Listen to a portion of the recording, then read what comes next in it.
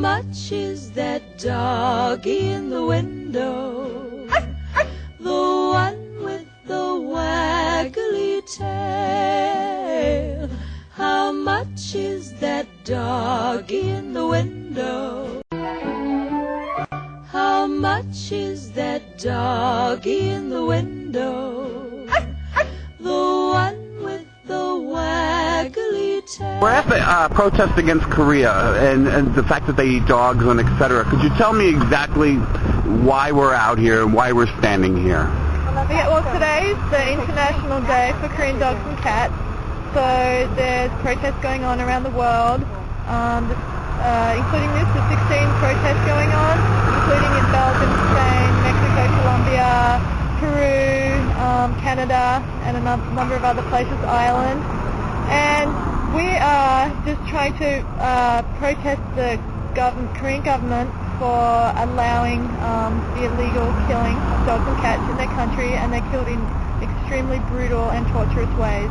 And it's illegal, and so we want them to enforce their laws. And so we are out here letting them know that people around the world would like them to do that.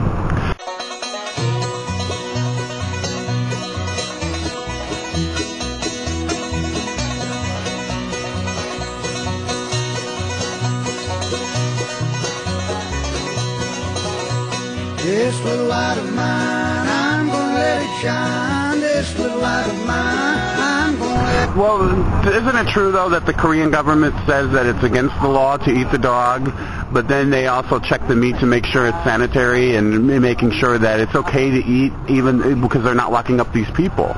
Right, yeah, and so that's something that they're trying to put through now is sanitation standards for dog meat, the dog meat trade.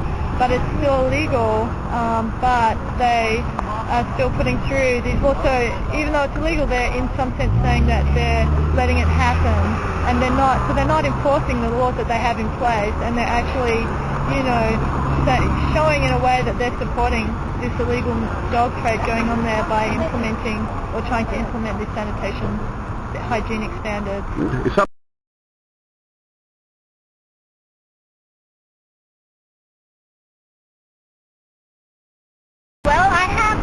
Cats and a dog, and I can't live without them. I mean, it definitely gives me more than I give to them, I feel like. I mean, I give them shelter and food and lots of love, but I can't live without them. And they sleep with me every night. Whenever I'm at home, they're my constant companion. And my little dog, Sophie, is about the size of your dog. She's 12 pounds. She's a white poodle, and she just follows me around everywhere. And if I'm feeling down, I just look at her and I'm not down anymore. She's always smiling at me. I know. And that's what life's about, living in the moment and making the best of whatever you have, and dogs definitely do that. And they're much better than boyfriends and girlfriends. They don't complain that their food is cold. They don't complain, about the bed not being made. This is what I'm saying. And then, if you're gone all day, when you come home, they're just so ecstatic to see you. They're not going, where are you at? You shouldn't be out so much. Totally. They're wonderful life companions. So what brought you out today besides your lovely animals that you're the guardian of? Well, what brought me out today to this demo is that this is so heartbreaking. This is illegal. It's illegal in Korea to eat cats and dogs. So it's a campaign that has so much promise because it's illegal. It's just a matter of the Korean government enforcing it and doing something rather than turning their eyes, averting their eyes. Well, I asked Karen, people say that we eat chickens, cows, pigs. What makes dogs and cats different than chickens and pigs? They're not. They're not different at all. They're certainly not different at all. I go by a vegan diet in my life, and I do a lot of activism to promote the reasons why to look at the animals equally, why that's so important, and that's certainly how I look at them. But today we're out here for the Korean government because this is an easy message to deliver to people. The people on a whole aren't really on the defense about dog meat. Most people are against that. So it's a campaign easy to talk to people. Most people are horrified. They can't believe it. They want to know more. They want to talk to you. To whereas with pigs, chickens, cows, our society still has a ways to go on that. So, people can be gone to defense really easily on those issues. So this issue, it's just such a no-brainer. It just needs to be stopped. I mean, a dog is Really loud for If me. you murder your best friend, dog is considered man's best friend. If you murder your best friend, you're not worth anything. There you Can't go. be trusted. Couldn't say it better. So we draw the line somewhere as far as protesting, but all animals deserve to live. They should get that basic right, not be abused. Thank you. I mean, that's sort of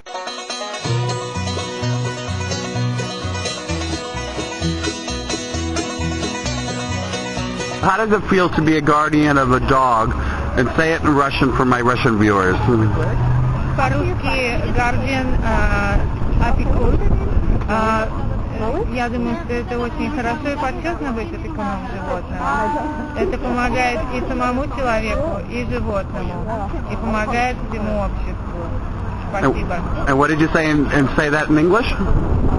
In English, what I said is it's very good to be a guardian. It's not only good, it's also an honor.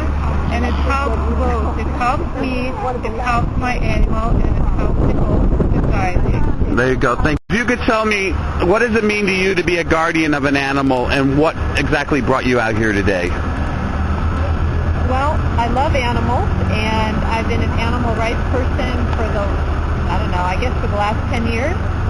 And I think that the way society treats animals is really bad, and I think that people need to speak up for animals, especially this issue why we're here today. It's horrific what's going on. The Koreans turned their back on it, and these poor innocent beings are suffering, and people's pets are being stolen off the street over there, and most of the Koreans are opposed to it, but the government wants to legalize it, and that's why we're here. So you're the guardian of a pit bull. I am. And with all this scandal going on in San Francisco, could you tell people how you feel about all the scandal going on? Well, I feel that, I call it pitbullism. I call it breedism. To me, it's the same thing as taking a statistic and making a generalization. Like, we could say the same thing that a certain race of people, or we could say men are more likely to go to prison or more likely to commit crimes than women. But does that mean that men are inherently more violent, or that we should, or that a particular race is inherently more violent? We need to look at socialization and the social conditions. How could you not love that That's face? Oh. What's her name? Bella. And Bella? Service dog. Oh, really? Yeah.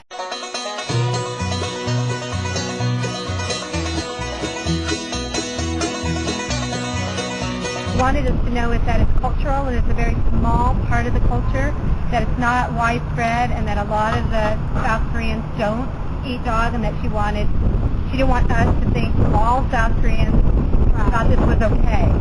And but that she said the government is looking into it as far as they know, that they want to make a ruling on to make it more clear, but that the concern is that it's like religious, it's cultural, and ceremonial rights, and how do you forbid that? Like we also have problems with, not problems, but we also have some things that are okay for ceremonial, but not okay for every day, and that's some of the issue that the government is having to deal with. And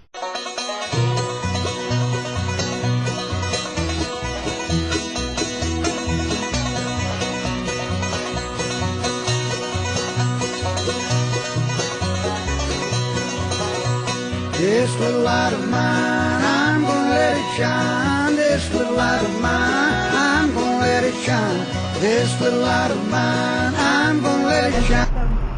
do you think anybody's going to read them? Seriously. I hope so. I hope that they do. I hope that they pass them on, and that it gets sent to the government, and that they see that there's over 5,000 people just in the Bay Area that have taken the time to petition against the illegal consumption of dog and cat in Korea. Thank you, Karen. I read in the papers there are robbers with flashlights that shine in the dark. My love needs a doggy to protect him and scare them away with one bark. I don't want a bunny or a kitty. I don't want a parrot that talks.